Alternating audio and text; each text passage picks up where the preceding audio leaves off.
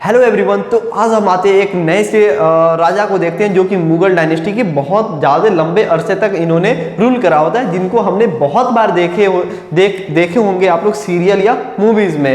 इनका नाम था क्या? जलालुद्दीन मोहम्मद और अकबर। अकबर के नाम से ये बहुत ज़्यादा फेमस थे। उनका नाम क्या था? जलालुद्दीन मोहम्मद। पीछे आप देख रहे होंगे ये फतेहपुर सीकरी की तस्वीर बनी हुई है। फतेहपुर सीकरी इन्होंने एक जगह बसाया होता है, ठीक। अब इनकी द्वारा बनाई गई हुई एक बस्ती होती है फतेहपुर सीकरी, उसके बारे में हम लोग जानेंगे। तो ये क्या होता है कि बहुत कम एज पे, बहुत माइनर एज पे ये राजा बन जाते हैं। क्या होता है कि हुमायूं जो होता है एक्सीडेंटल मौत में मारा जाता है, क्योंकि लाइब्रेरी से उतर रहा होता है, सीढ़ी से उसकी पैर फिसल जाती है, तो ये उसी में मारा जाता है हुमायूं। तो उनके जगह पे ये जो उस टाइम अकबर की एज थी बहुत कम थी, तो ये किंग बनते हैं। और ये किसके अंदर में, मतलब कि इनके अंदर में बैरम शाह जो होते हैं इनके जानिब से वो काम करते हैं, ठीक। बैरम खान, ठीक। तो उसके बारे में हम लोग जानेंगे आगे। चलिए हम लोग अकबर के बारे में देखते हैं, अकबर का इंट्रोडक्शन, ठीक। तो यहाँ पे चीजें देख रही होंगी कि आप लोग, इनका नाम क्या था? अबुल फतह जलालुद्दीन मोहम्मद। अबुल फतह जलालुद्दीन मोहम्मद, ये फुल नेम था किसका? अकबर का। नाम तो बहुत बड़ा है, काम भी बहुत बड़ा है इनका अकबर का। इनके फादर का नाम क्या था? नसीरुद्दीन मोहम्मद। फादर का नाम क्या था? नसीरुद्दीन मोहम्मद। इनका नाम क्या था? अबुल फतह जलालुद्दीन मोहम्मद अकबर। अकबर जो उनका टाइटल था। मदर कौन थी? हमीदा बानो बेगम। इनकी मदर कौन थी? हमीदा बानो बेगम, ठीक। पैदाइश कब होती है? 14 अक्टूबर 1542 में उमेर कोट में इनका जन्म होता है। 14 अक्टूबर 1542 में इनका जन्म होता है, ठीक। अब आप ये समझते होंगे कि जो हुमायूं था वो हार गया था कब? 1540 में। आता कब है? 1555 में। तो जाहिर सी बात है ये हिंदुस्तान का पार्ट उमरकोट नहीं है। अब आते हैं इनकी डेथ कब हुई थी? 27 अक्टूबर 1605 में। कहाँ पे? फतेहपुर सीकरी में, जिसकी तस्वीर के बारे में मैंने पहले ही बताया था। इन्होंने इस जगह को बसाया होता है और यहीं पे ये रहते हैं। और इनकी एक बायोग्राफी है जिसको अबुल फजल ने लिखा होता है, जिसका नाम क्या है? अकबर नामा। तो एक बार इसको फिर से हम लोग रिपीट कर लेते हैं। नाम क्या था? अबुल फतह जलालुद्दीन मोहम्मद अकबर। उनके फादर का नाम क्या था? नसीरुद्दीन मोहम्मद। नसीरुद्दीन मोहम्मद। उनकी मदर का नाम क्या था? हमीदा बानो बेगम। कंफ्यूज मत होइएगा, ये हुमायूं ही है, हुमायूं का फुल नेम है, ठीक। 14 अक्टूबर 1542 में इनकी जन्म हुई थी और डेथ कब हुई थी? 27 अक्टूबर 1605 में। कहाँ पे? फतेहपुर सीकरी में, ठीक। और बायोग्राफी क्या है? अकबरनामा किन्होंने लिखा था? अबुल फजल ने लिखा था। इतनी चीजें हो गई, बहुत लंबा इनका अरसा रूलिंग भी रहा था। अब आते हैं इनका अकबर के बारे में, ठीक। अकबर के बारे में हम लोग थोड़ा बहुत जान जाते हैं। अकबर क्या होते हैं? 14 साल की एज में अपने अब्बा की गद्दी ये संभालते हैं। एक सेकेंड रुक जाइएगा।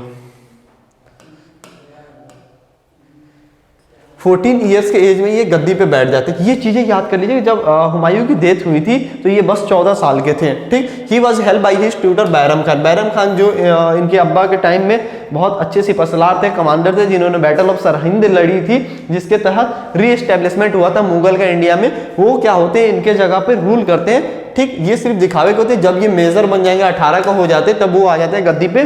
तब तक यही रूल कर रहे थे उनके जानिब से। ही इंट्रोड्यूस न्यू रिलीजन दीन इलाही। 1581 में इन्होंने एक रिलीजन अपना इंट्रोड्यूस करा, जिसमें क्या था कि बेसिकली सारे धर्मों के अच्छे अच्छे पॉइंट को इन्होंने रखा था और अपना धर्म बनाया था, जिसको कबूल करने वाला सबसे पहला इंसान कौन होता है? बाबर मैं बोल रहा हूं, सॉरी, बिरबल होते हैं जो इनके मंत्रिमंडल के सबसे हेड होते हैं। ये इनको सबसे पहले कबूल करते हैं दीन इलाही को। अब क्या होता है? ड्यूरिंग हिज रीजन, एक सेकंड, ये एन आई नीदर हो गया।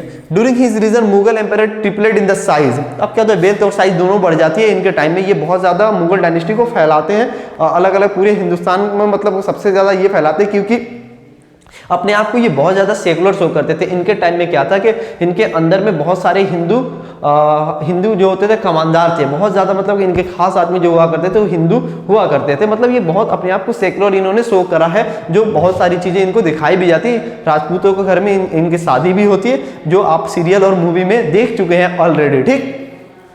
इनके टाइम में ट्रिपल हो गया था क्या? साइज और वेल्थ, मतलब पैसे से भी अमीर हो गए थे और एरिया में अमीर हो रहे हैं तो वहां के पैसे तो इनका ही हो जाएगा। बेसिकली ये बातें आप लोग जानते हैं। देन ये क्या होता है? He displayed his secular policy with Hindus.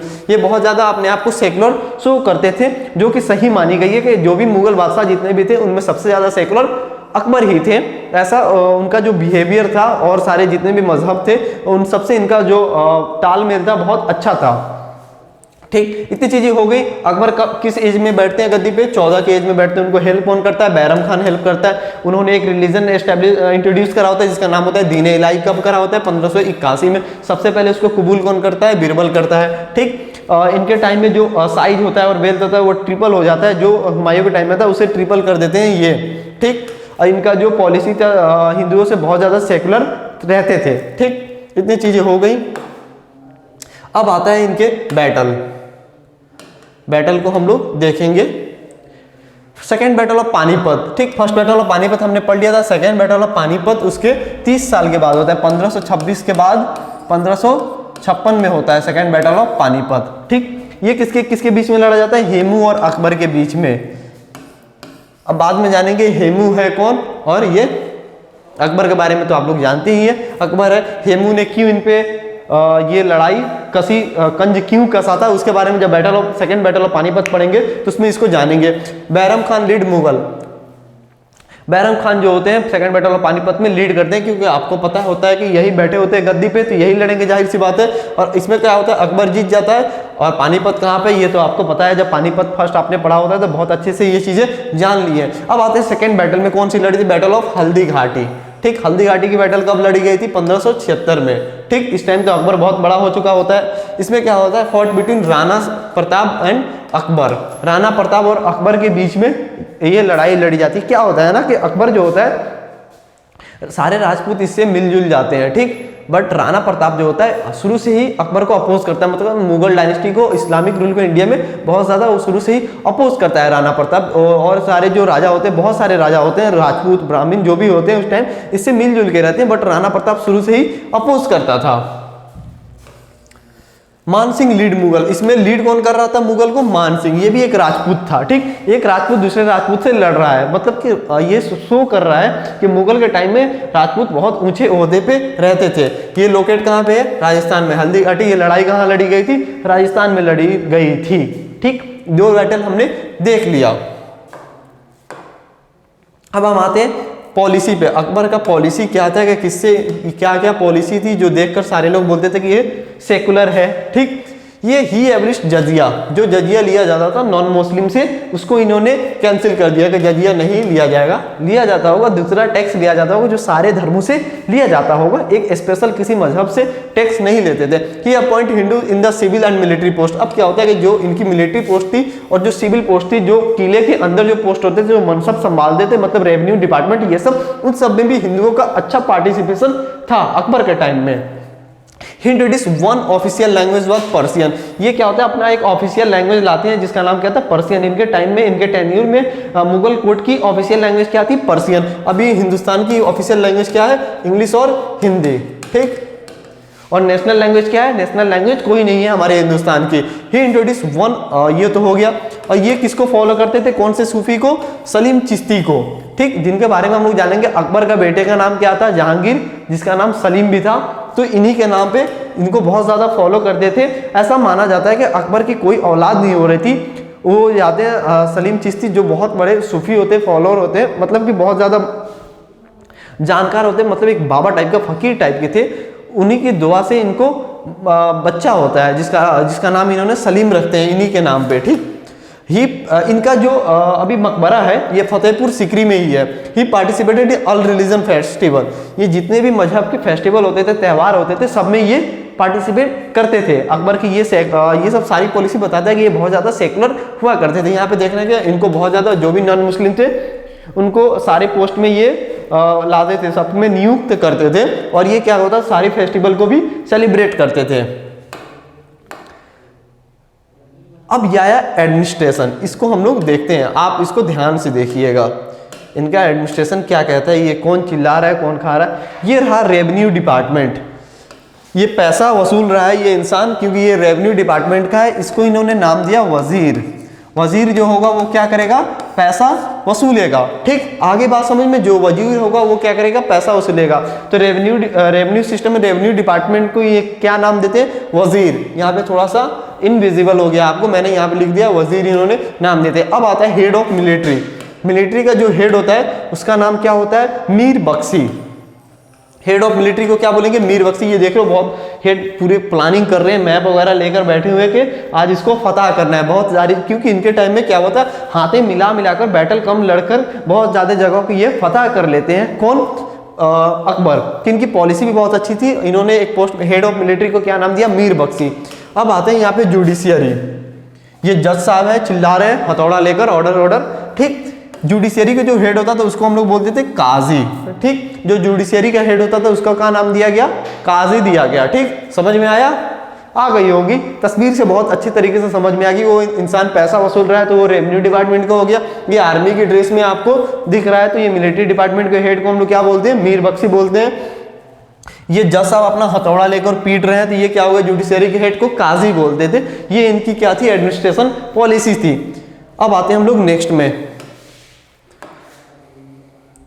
अब यहां पे आइए और देखते हैं। ये रहा, ये बेचारा वॉचमैन जैसा दिख रहा है। ये क्या करता था कि जो रानी महलों में रहती थी, मतलब कि उनकी देखभाल करना, उनकी निगरानी करना, ये काम किसका था, ये समन का, हीर समन। यहाँ पे मीर समन लिखा हुआ है। ठीक, मीर चिप गया है, मीर समन घर को देखभाल करता था और रानियों का देखभाल मतलब कि उनकी निगरानी करना, ये काम किसका था, मीर समन का था। ये पोस्ट में लड़की भी हो सकती है और लड़का भी हो सकता है। ये बेसिकली आपको समझाने के लिए लगाया गया। वॉचमैन है, बहुत अच्छे से आपका स्वागत कर रहा है। ऐसा ही काम होता है ना, जो आपकी देखभाल करते हैं, आप महारानी या महाराजा हैं, जैसे आएंगे तो ये सर झुका लेगा, ये काम करते हैं। अब यह है मिलिट्री ऑर्गेनाइजेशन। जो पूरी आर्मी होती, बटालियन होती थी, उसका नाम क्या था, मनसबदारी। ठीक, मनसबदारी सिस्टम मतलब मिलिट्री ऑर्गेनाइजेशन की, मिलिट्री आपकी बटालियन की बात हो रही है। आप देख रहे हो आर्मी परेड कर रहे हैं, इससे समझ में आ रही है। ये इंसान टैक्स का बैनर लेकर खड़ा है, इसका मतलब क्या होगा, एक सेकेंड,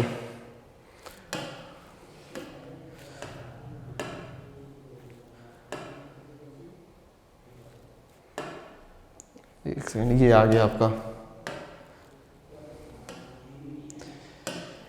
ये टैक्स लेकर खड़ा है। जो टैक्सेशन था उसको हम लोग क्या बोलते थे, दहसाला सिस्टम। जो टैक्स के अबाउट बात करता था, टैक्स की जो सिस्टम थी उसको हम लोग बोलते थे दहसाला सिस्टम। जो टैक्स डिपार्टमेंट था उसको हम लोग क्या नाम से जानते थे, दहसाला सिस्टम से। ये टैक्स लेकर खड़ा है, टैक्सेशन वाली बात आई तो दहसाला सिस्टम।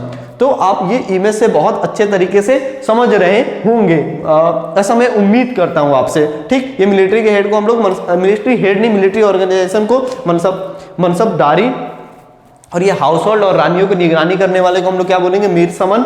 और फिर आता है यहाँ पे टैक्सेशन को, उसको हम लोग क्या बोलते हैं, दहसाला सिस्टम। अब आते हैं हम लोग नेक्स्ट पे।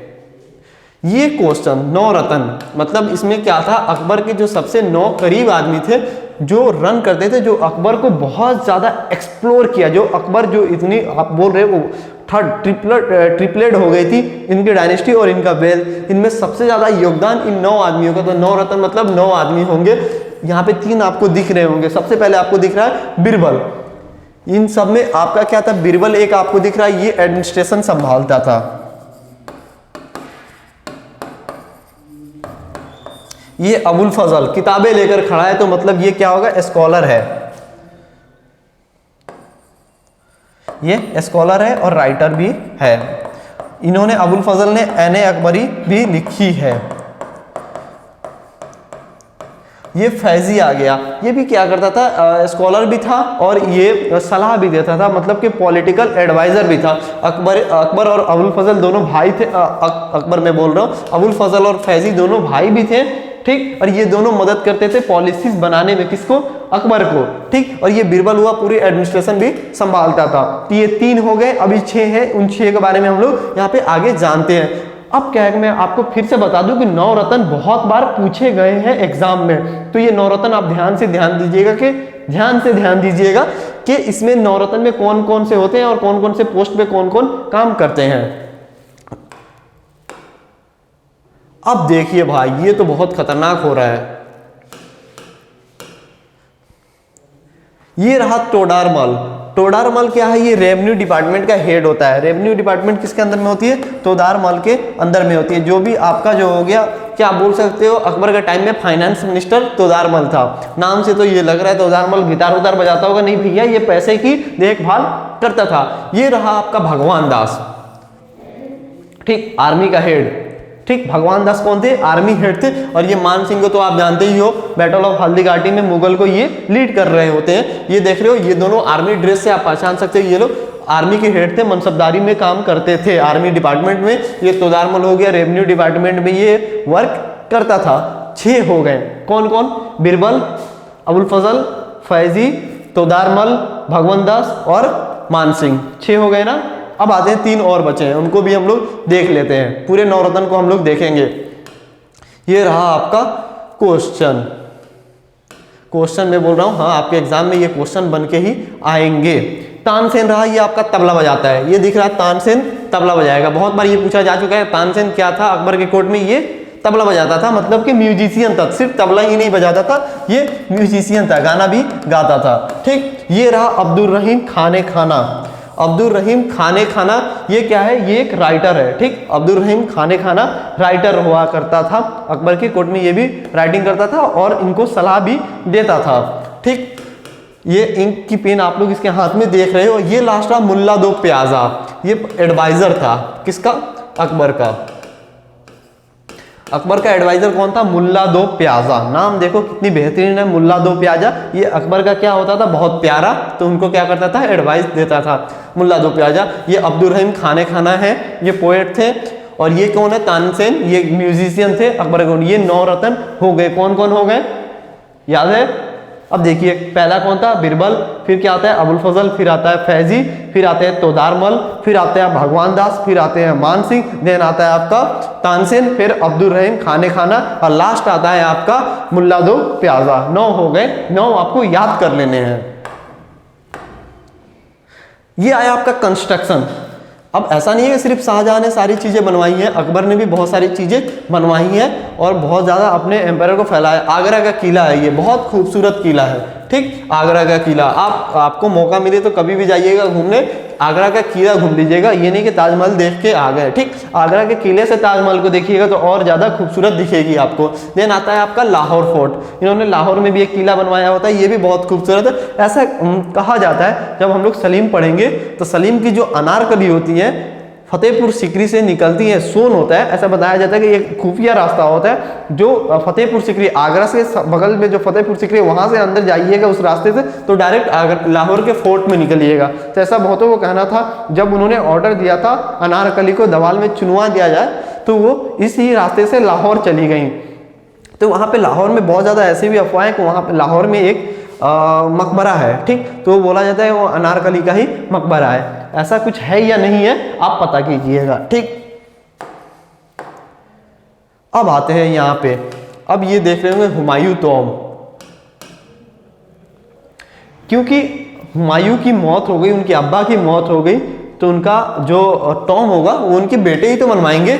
ठीक, तो हुमायूं टॉम भी कौन बनवाता है, अकबर बनवाते हैं। ठीक, हुमायूं तुमसे कंफ्यूज मत हुइएगा, हुमायूं बनवाएंगे। ठीक, रहने वाली जगह नहीं थी, शाहजहां का जहां मकबरा है ताजमहल, वो उन्होंने बनवाया था, वो अपनी बीवी के लिए बनवाया था। फिर क्या होता है कि उसमें ही उनको भी दफना दिया जाता है। देन आपका क्या आता है फतेहपुर सिकरी, ये पूरी शहर उन्होंने बसाई होती है। जो फतेहपुर सिकरी का किला होता है, कभी मौका मिलेगा आगरा जाइएगा तो फतेहपुर सिकरी भी घूम कर आ जाइएगा। फतेहपुर सिकरी को भी यही बसाते हैं अकबर। देन आपका ये होता है कि हमारा पर यहीं पे इंड बुलंद दरवाजा, पीछे आप देख रहे होंगे एक समय पे इंडिया का सबसे बड़ा दरवाजा था। यहाँ पे हमने अकबर की 9 रत्न देख लिए, अकबर की एडमिनिस्ट्रेशन देख ली, अकबर की पॉलिसी देख ली, और अकबर की जो बैटल थी वो भी हमने यहाँ पे देख लिया। तो यहाँ पे इस एपिसोड में बस इतना ही। आगे हम जानेंगे सलीम के बारे में हम लोग जानेंगे, और फिर हम लोग शाहजहां और औरंगजेब को जानेंगे। ओके, आज के लिए इतना ही, थैंक यू।